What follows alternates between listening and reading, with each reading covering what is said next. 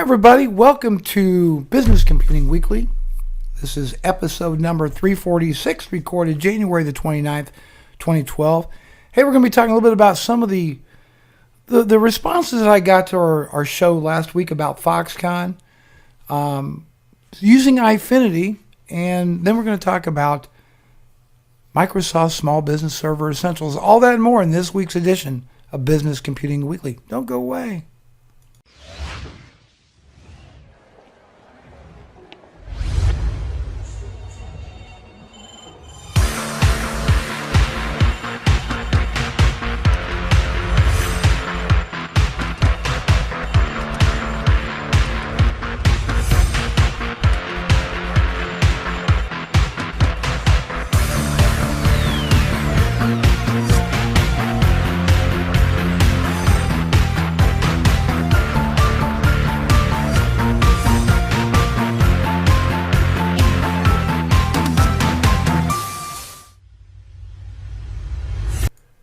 And we want to thank everybody for coming by and joining us on this snowy afternoon in Decatur, Indiana. It's always great to have you folks in the live chat room. And I want to remind everybody we do get these shows uploaded to all the usual suspects, Blip, YouTube, Vimeo. And the video cast is available on iTunes if you want to download that. That's what I like to do. One of the things I use my iPad for is to get some of the video casts that I can't watch when they're done in real time and then watch them that way on my iPad. It's always great to have everybody here. And let me get right to a couple topics. First thing is, if you watched the show last week, you know that we talked about Foxconn and what's going there.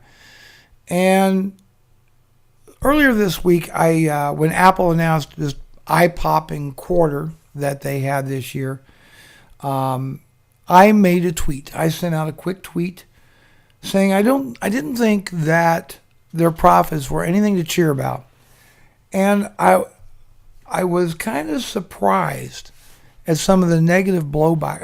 And I put a link to the article about Foxconn. And I was kind of pushed back a little bit, surprised by the pushback that I got for some folks about Foxconn. One person suggested that I just quit using Apple products, sell all my Apple gear to make a statement. And another person came back and told me that, well, using slave labor has always been part of the American way, and that's capitalism, is just the way it goes. And more or less agree with the other person. I should just sell my Apple gear and call it a day to protest. And so I actually wrote a response back to these folks and said, look, I happen to like Apple products. I don't intend on becoming a technological Luddite. And actually, me selling my Apple gear would be totally ineffective and not make a change. Don't shoot the messenger. Read the message. And the fact is that I believe in capitalism. I think, kind of accused somewhat of being anti-capitalism. But no, I totally support capitalism. It's the best economic system that we've come up with to date that's lifted as a world most people's standard of living, but I do believe there needs to be certain rules in place. But then I got another more pushback. And one of my points was that we have, with globalization, we have what's called unintended consequences. Those consequences, for example, in China, the government in China has been, and it's just not Foxconn, it's also Walmart. It's also not Apple, Walmart, and other companies. Also have contribute greatly to the Chinese economy and through the taxation of government. They're using that money, those profits, to some degree to rearm, to modernize sophisticated weapons programs. Weapons that could potentially one day be used against U.S. soldiers perhaps a blow up in China, what have you. And I was concerned about that.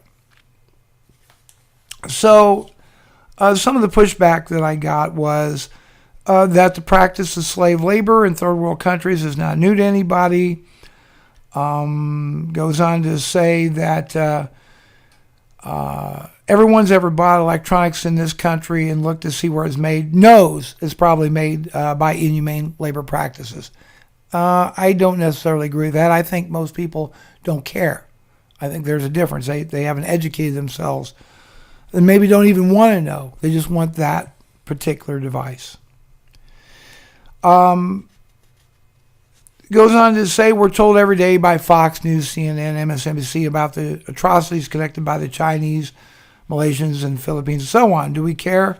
Most of us are buying computers and gadgets for our kids. Don't give a damn because we like to see the smiles on our children's faces when they're handed. Not the children's faces of those who make this stuff. Okay. Will the Chinese ever think of using their weapons on us? This person's opinions, I don't think so. We're a cash cow in the U.S. The Chinese love it.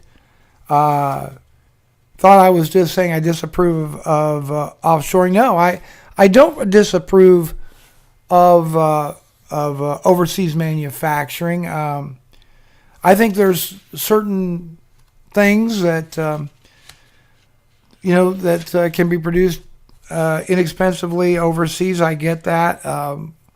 As part of globalization, get that too. I'm just saying, look, let's just agree that there is a certain amount of moral responsibility, in my opinion, that is owned to make sure that at least we're not using children, we're not violating basic human rights in order to get the equipment. But everybody's got their point of view. And I will defend other people's right to disagree. That's America. That's what we're all about. Apple has a certain responsibility because I believe I just seen the figure the other day. About 40% of the sales made by Foxconn is for Apple products. So they are, Tim Cook did a response to the New York Times article criticizing Apple's suppliers' labor practices. And rather than going over it point by point by point, I think his big excuse is, well, everybody else is doing it. I'm sorry, that just doesn't wash with me. It's going to be interesting to see how he deals with this at the situation of Foxconn for Apple. I think, like I said, I continue to love and appreciate Apple products, but I think it's important, especially when schools. I think that's just one of the things that really got me to thinking with the introduction of the new product with iBook Author, the vision of equipping all students, high school students, K through 12 with iPads. I just found it really ironic that you help children by possibly enslaving children with our tax dollars, and that just, I don't know, it just rubbed me the wrong way. Let's go to the chat room. Serious Miner says, some fanboys don't get it. They prefer an iDevice over humanity. Lots of others. History repeating itself. President Bush grandfathers financed the Nazi party. Look, I'm not going to equate this with some of that. And I think that there's a certain pragmatic, I think some people take a pragmatic approach. This global economy, this is how it's done. We know it. We don't really want to talk about it. We don't want to go there. We don't necessarily like it individually, but not much can be done about it. It's capitalism, and profit is profit. There are certain people that have that point of view. I believe, though, after reading the Jobs biography, I'm just finishing up Inside Apple. By the way, Adam Lashinsky wrote a great book, Inside Apple. Highly recommend you read it. It's a quick read. But I think after reading that, I think that Apple will definitely try harder because this certainly is not what Apple's about. I really don't. I don't believe it. There's other companies, Microsoft for the Xbox, and Vizio makes their TVs by Foxconn and all that.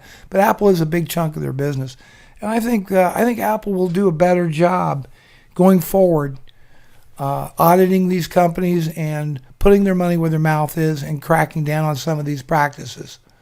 It is going to be very hard to police. But it's an issue that I think gets people galvanized. I believe in capitalism. I do believe in capitalism within certain rules. I don't believe in anything goes, do whatever the hell you want to do, unrestricted capitalism. Getting some instant messages from a friend of mine. But I do believe that there has to be certain rules in place in order that for capitalism to work effectively and benefit not only the person creating the product or selling the services, but also those that provide them and use them. And I think that's as far on this topic as I'm going to go. I don't intend on necessarily quit buying Apple products because of it, but I'm also fully aware of what's going on. And that's what I'm asking, people, keep it in mind. And it's just not Apple, just not picking on Apple. But I was talking to Cindy the other day. We were having a breakfast meeting, and I said, even if I can't even imagine, because it's not all about cheap labor. Let's getting back to this one point. It's not just about the labor over in China, but it's also about the ability to scale very, very quickly, the ability to build a factory very, very quickly. I can't even imagine if I went to here in my hometown of, Decatur or Fort Wayne or Indianapolis, said, look, I want to build an electronics plant, a factory, a big one. The kind of hoops that you would have to go through to get that done could take years and years to get approved. Not just the land acquisition, but then you got to go through all the zoning people, the permits. Then you got to deal with organizations like the EPA. You're going to have town hall people because Americans, far too many have this not in my backyard state of mentality. They don't want, we didn't want, atomic power plants, coal power plants in our backyard. We don't want dirty factories in our backyard. We want the clean air, the clean water. I get that. These are not hurdles that you have to face when you go over to some of these other countries. Okay? They can, Apple, I think, built a factory in less than 80 days from, it wasn't Apple, but Foxconn built one in less than a few weeks. They didn't have to go through permits and zoning and hearing. They just did it. And that's a very attractive thing for a manufacturer. Do I spend millions of dollars hiring lawyers and waiting, and maybe I can build my factory on this property, maybe I can't, where these people have an ability to get it done very, very quickly. And so that's something to think about. Part of the problem is ourselves. Maybe all of the problem is ourselves, but there's more to it than just hiring people, the labor component. There's factories, there's environmental protection laws, there's infrastructure, all these other things to keep in mind that are also attractive to companies looking at foreign markets to build their products. It's just not all about labor costs, although that is a factor of it. So there you go. The only way to get these companies to stop using, this is a quote from Mr. Corndog Rob Johnson, who's watching us in probably beautiful sunny Arizona this morning. I know it's Arizona. So the only way to get these companies to stop using child labor is to stop buying their products until they change their policies. And that's probably not going to be real effective on an individual basis. But Rob, I want you to think about this. If your school board says we want to buy iPads for all the kids here in school, parents could then come to the school, the meeting and say, we think that's a great idea, but we demand that the supplier, that being Apple, proves to us they're doing a better job with their suppliers, making sure they're not violating basic human rights to build this. We don't want to use our tax dollars to encourage even more underage children going to work to make devices for our kids, if you get my point. And that was kind of where I was coming from. When it's using your tax dollars to buy this stuff, then I think that gives us a higher moral authority. Going back to the chat room, going back to the live chat room, Cirrus Miners said, Bag of Herd, how are you? Thanks for stopping by the chat room. But no doubt foreign government get their slice. If you get triple the wage, you would upset the economy. Cirrus Miners says this thing is be hard to police. Tom Mack says, why pay when you can get it for less? And Bag of Herd says, credit to Bruce for bringing China work labor issues to the forefront. It's just not me. It's in the New York Times. It's in a lot of sources. I'm just trying to do my part. But Apple still, at the end of the day, they still make some great products and some very desirable products. And you know, but they're not alone. And unless you want to, you can't really go buy anything truly American-made anymore. You can't buy an American-made car, even a computer. The parts come from all over the world. And that's just the way it is. But at least we can be more conscientious. And we can definitely make our voices heard. Washington with school boards, etc., how we feel about that. Okay, moving along. Big Flight Simulator fan here, love the game. I've had this thing for a long time. It is the Logitech 3D Extreme. No, I'm sorry, the Logitech Extreme 3D Pro joystick. It's great, heavy, solid joystick. It's pretty old. Gosh, I want to say I've had it for at least 4 or 5 years now, something like that. And well, quite frankly, I just haven't really been using Windows very much over the last several years. And I'm a kind of a Flight Simulator 10 fan. So now that I've got this Dell desktop machine here, I threw Flight Simulator on it and got it all going. I've got the ATI Radeon card here, which one of their things is Eyefinity. That's all working now. And I got to tell you, what a sight to behold to play Flight Simulator with Eyefinity. It's just an amazing. I'm not crazy about the Catalyst software. I don't know if you guys in the chat room are watching the recording. Used Catalyst. Do you find it clunky? The whole ATI software clunky, kind of a kludge. Tom Mack says, did you have to buy a DisplayPort monitor? No, you don't have to buy a DisplayPort monitor. What you do have to do is you have to have an active DisplayPort adapter to convert it to DVI, and I think I got a bad one because I was getting a lot of weird flashing and monitor would just go black and then come back on. I think it was a bad adapter is my best guesstimation of what's going on. But fortunately, the Dell UltraSharps have a DisplayPort connection on them, so now I've got it hooked up directly to DisplayPort. And so far, other than whenever I watch Flash video, for whatever reason, if I'm watching Flash videos, I will get some weird flashing in the screen, but the displays turning themselves off and so forth, that problem's went away. Tom X says the Sapphire Flex can do 3 monitors with DVI, VGA, and HDMI. Well, this can do 3 monitors, but one of the 3 has got to be on DisplayPort. You can do, but you have well, it doesn't come with a VGA connection. It's just got HDMI, 2 DVI, and 1 DisplayPort. But at any rate, Eyefinity was cool. But when I wanted to exit out of Eyefinity into the extended desktop mode, that's where things got really flaky.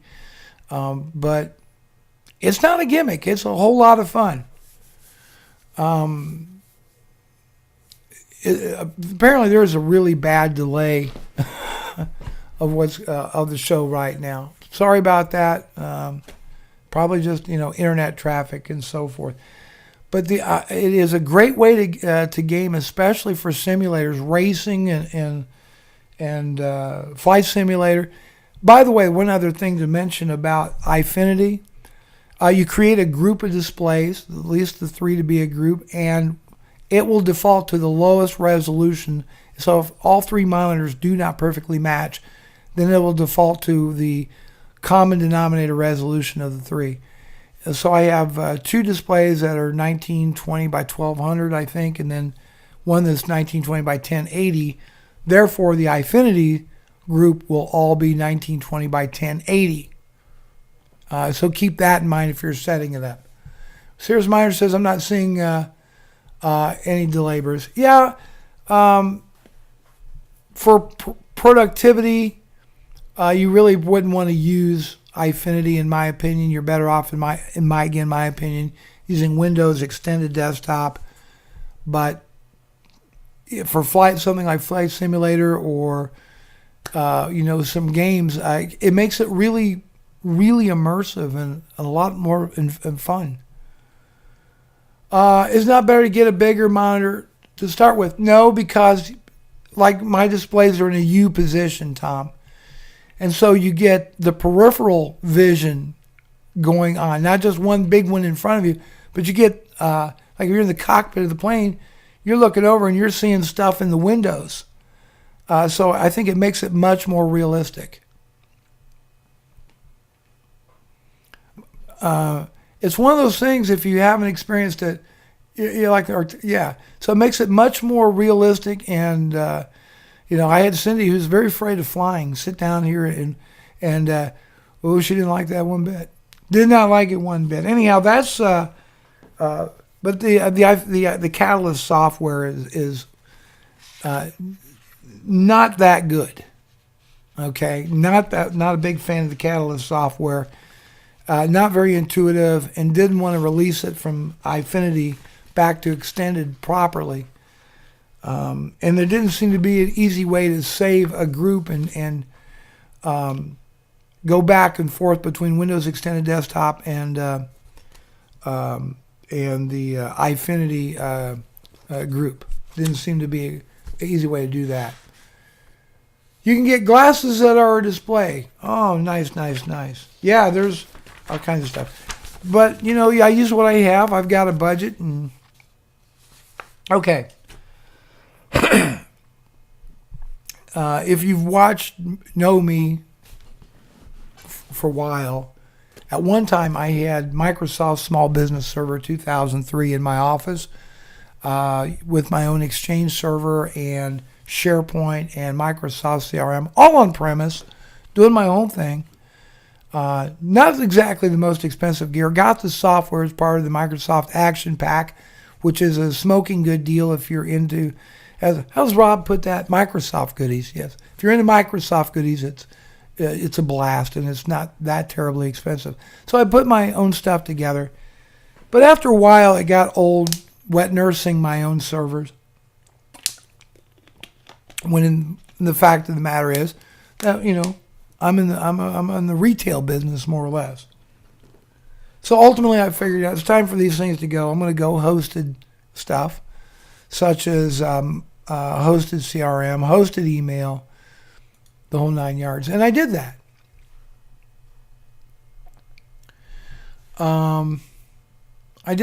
And that's worked out pretty well for me. But here I am several years later, and I was out of sight here recently and got to see Small Business Server 2011 in action. And so I kind of sat down with the console with their IT guy and said, wow, I haven't really looked at it carefully since version 2003. And it put me so much in mind of Windows Home Server. And it turns out that it's based on the Aurora version of servers, which is Windows Home Server, Windows Small Business Servers 2011 Essentials is based on that, what's known as Aurora. And Microsoft's done an outstanding job of setting up a new server with this thing. As simple, I think, as you can possibly make it.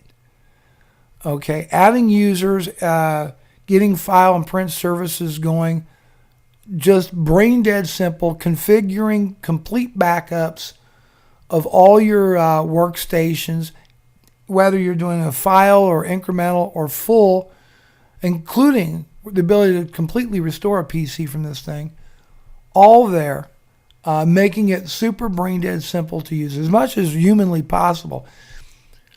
But Small Business Server 2011 Essentials, so I think for clarity's sake, I'll just refer to it as SBS Essentials. You have to keep something in mind, which is probably, if there's any guess that the business is going to grow above a hard-coded 25 user limit in the foreseeable future, do not buy that product. You are getting the proverbial bag of hurt. No offense, bag of hurt in the chat room. The reason being, there's no upgrade path. You can't upgrade it to the standard edition of Small Business Server. You have to do a migration. It's all 64-bit. So, got here my notes here, a little bit about the price of it. It's less than, you can actually buy an OEM version of of SBS Essentials for around $400 or less. Okay? But you don't have to buy any more client access licenses. This is the big thing with Microsoft Server products. Cows. Client access licenses for everything.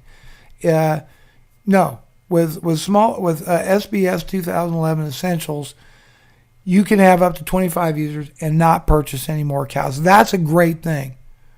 But it is hard-coded. No upgrade path.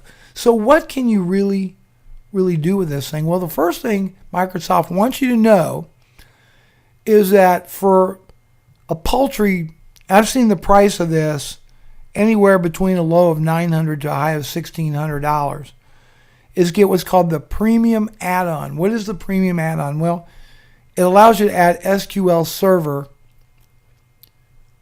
to SBS 2011 Essentials. That's number one. Number two, if you're going to need another server in your domain, you must buy this add-on pack. So you can only have one server in your office if you go with either the Essential version or the Standard Edition. You got to buy this premium add-on pack. Know that as part of the deal.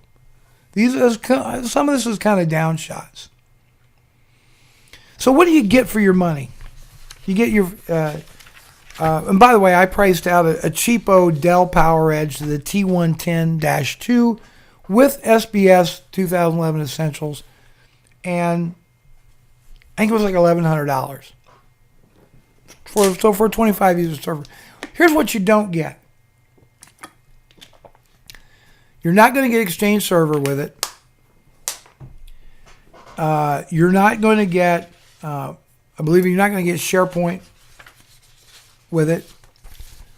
Those are the two main things you're not going to get with the Standard Edition, as well as being hard-coded 25. Look, here's the deal. What Microsoft's got in mind, and this person that I've seen, I was there to actually talk to them a little bit about Office 365. They're going to be using Office 365 for email, and they're going to make use of SharePoint and a product called Link. They like it. They can do instant messaging.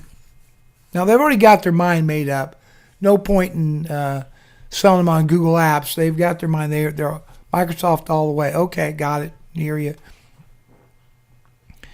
There's a connector that you can download to the Essentials version of Small Business Server, and that will synchronize your Active Directory users, their information, to Office 365. So you create, use, and modify users on your in Active Directory, and then that in turn syncs to the cloud with Microsoft and creates email addresses, etc. That's how it works. And so you're doing your provisioning locally to go up to the cloud. So Small Business Server Essentials is really a hybrid kind of deal. The main benefits of this thing, one is ease of use, basic file and print services, complete backup of your network client machines, so centralized backup, easy file sharing, and remote capabilities, so you can remote into your network, access your desktop PC, get the files and so forth there. That is what SBS 2011 Essentials is all about, those functionalities. And to that, you can add what's called the premium add-on, which is, like I said, I'm seeing between $900 to $1,600 for this thing, which would bring the price to around $2,000 or less just for the server licenses and the add-on pack. Let's go to the chat room right here. Linux Lifer says, well, the idea behind SBS is that it is the only server. It comes with everything you need in small business, except for the Essentials, which then says you got to rely on a cloud-based provider for your email and so forth. Okay? But you can run your line of business applications on it. And you're right, that is more or less the idea. And I'm thinking that this is probably going to be the end of the line for the standard edition. And like I said, they based the technology on this behind Small Business Server 2011 Essentials. It's based on the new version of Windows Home Server, which, by the way, you can get for like $99. You can buy that for $99. You got to build your own. There's really nobody out there building the Windows Home Server appliances like HP did with their Media Smart series when Windows Home Server 2003 was out. No one's really doing that anymore. So I think it's a product that probably will go away. I just think it's a product that's going to go away. Well, if you want a BDC according to the licensing with Microsoft, you're going to need the premium add-on pack. The backup domain controller. Because you can only have one server with SBS there. So there's just a couple about, here's some different things I think you might find interesting. It is out right now. There is the 2011 Standard Edition and the optional premium add-on. Either one, you got to get the premium add-on. Now you know there's two editions, Standard and Essentials. Both of them you get the premium add-on. The premium add-on gives you SQL Server 2008. And also, as I said, it appears that in order to run another server on the network in the domain, you will need that premium add-on. Additional servers require premium. Downgrade rights are complex. I've never known anybody to downgrade. Have you? Really? Anybody know anybody that actually? I know people that downgraded Vista to XP, but what about the other? No? In the server world, do you ever know anybody do a downgrade? Anybody? No. I've never met anybody that did a downgrade. SBS 2011 leverages Exchange 2010 SP1 engine. That is for the standard edition. You might get the standard edition, but not. I've seen people do this: get the standard edition, but not configure Exchange and go with hosted Exchange. But they have it there in case they ever do want to handle their own email. But you got to remember this whole 25 and 75 number limit. There's been big improvements on WSUS, and if you're not familiar with WSUS, that is the Windows Server, Windows? Yes, Windows Server Update Service, which allows you to deploy Microsoft patches and updates from a central repository, and it's got great reporting features. That's baked in and made a whole lot better. I've seen a quick demonstration of that on the SBS 2011 Essentials machine. Lots of green check boxes. Health monitoring vastly improved. These servers are made for companies who don't have full-time IT people. As you know, a shop with 5-10 people, maybe their head salesman or the owner is the IT guy. So Microsoft's done a great job hiding a lot of this stuff, and they've made it harder to break. SBS 2003, you could bypass the wizards in SBS. I think even so, it was better improved in SBS 2008. You could bypass the wizards, but you know what happens when you don't use the wizards in SBS? You break it. I don't know how many times I've seen people that were real pros on Windows Server thought they would bypass all that wizard nonsense to create a user in the Active Directory, only to find they broke the whole thing. See, right there it goes in with Linux Lifer. 2008 can bypass the wizards, but you get problems and it breaks. They've made it much tougher to get around the wizards in SBS 2011. They don't want you to do anything that you can't do with a wizard, period. So they're really nailing that down. Is there a backdoor way to do it? Sure. Is it easy to get to? No. And Microsoft won't support you in the event that you do. I keep stressing this 25 user hard-coded limit.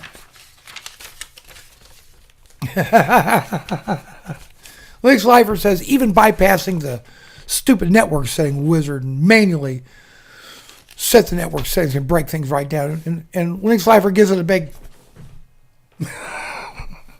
Say I'm like a Republican at the State of the Union address. Do you see that?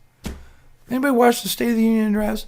You know, the president's saying, hey, we saved General Motors. They've come back. They're the #1 car manufacturer in the world. And the Republicans are like, the whole time. I'm just kidding around. Just kidding around. Having a little levity here, a little fun. They were to put a bunch of sourpusses, right? What a bunch of sourpusses. Anything else I want to mention on that? Oh, yes. So my plan is really pretty simple. This summer, I will bring my Microsoft Action Plan subscription back up to date, get the Essentials version, and marry that more than likely with Office 365. And then I've kind of got the best of both worlds. Now, the question is, does SBS 2011 play nice with SBS? The answer is sort of. When you set up a Small Business Server 2011, when you go to a client machine, you type in the name of the server /client or setup, and it will download and install a connector that configures the computer to join the domain, etc., etc. is how it works. With a Mac, there will be a piece of software you download, but it really doesn't join you to Active Directory where you can control the machine through AD or any of that.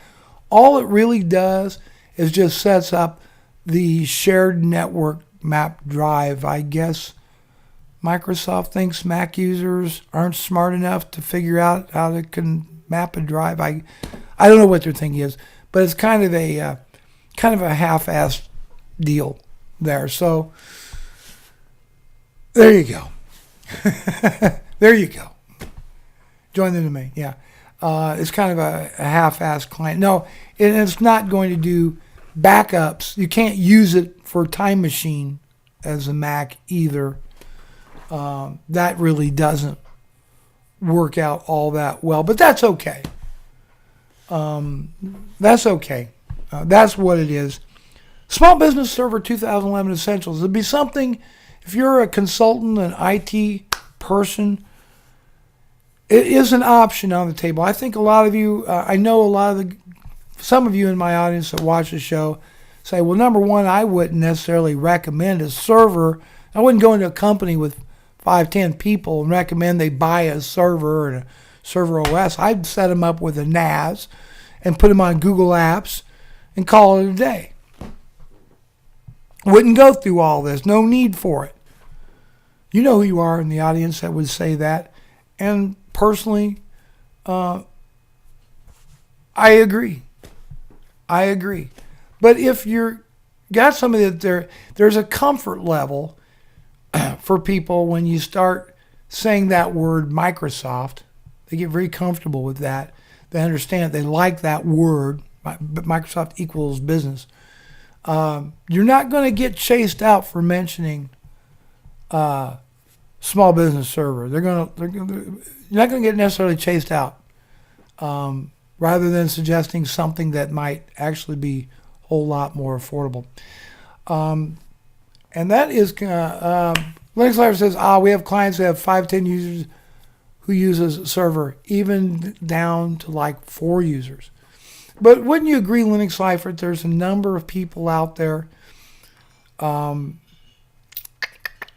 would say, why would you do that?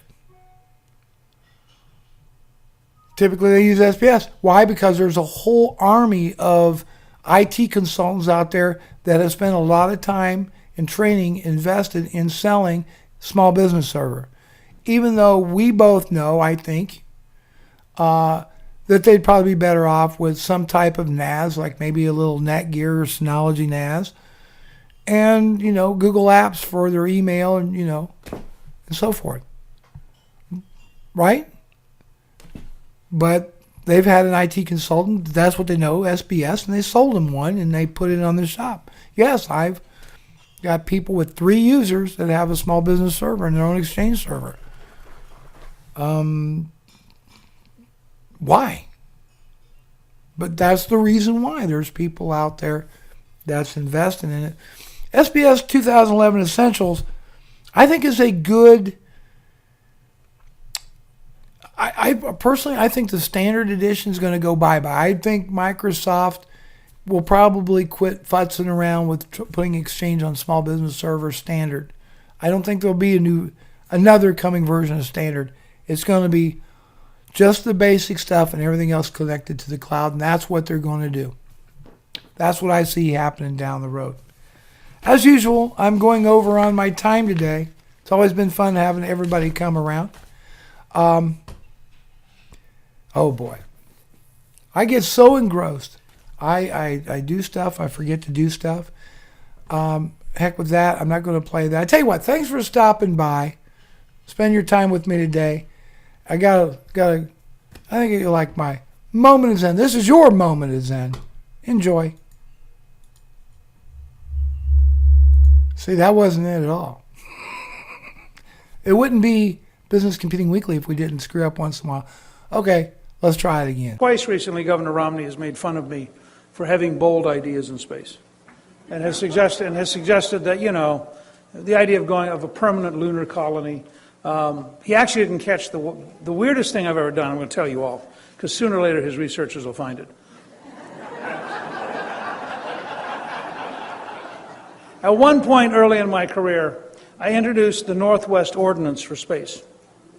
And I said I think the number is 13,000. When we have 13,000 Americans living on the moon, they can petition to become a state.